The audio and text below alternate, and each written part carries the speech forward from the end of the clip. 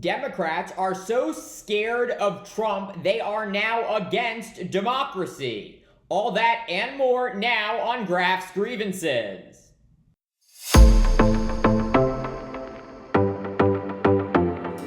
You heard that right. A rapidly growing number of Democrats are so terrified of Donald Trump getting reelected president this fall, they are willing to overturn election results. When anyone calls for President Joe Biden to drop out of the presidential race, they are literally demanding the votes of more than 14 million Democratic primary voters be thrown out. That is how many Americans went to the polls this past year and voted for Biden to be the Democratic Party's 2024 presidential nominee. Biden's closest competitor for the nomination, former Congressman Dean Phillips, won a little more than 500,000 votes. Biden easily clinching the party's nomination, winning more than 87% of all votes cast. But now, some elites in the Democratic Party, including at least one major Hollywood celebrity, several mega donors, and at least 18 members of Congress, think they know better than everyday Americans and are calling for Biden to drop out of the race. This pompous flexing of power, downright despicable for a party that has spent the past 4 years rightly attacking Trump for illegally trying to subvert the will of the voters and overturn the results of the 2020 presidential election. And while calling for Biden to drop out of the race is certainly not illegal, it is downright shocking to see so many powerful Democrats have so little respect for average, everyday Americans who patriotically voted for Biden in Democratic primaries this very year. If anyone else wanted to challenge Biden for the nomination, they had the opportunity to do so way back in February with the South Carolina Democratic primary. But the process is now over, done, final.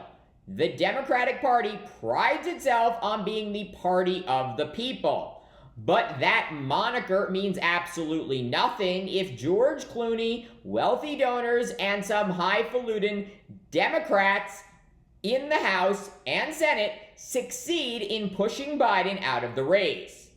Everyone on planet Earth knows that President Biden is a very, very, very old man who appears to increasingly lose his train of thought and mix up people's names.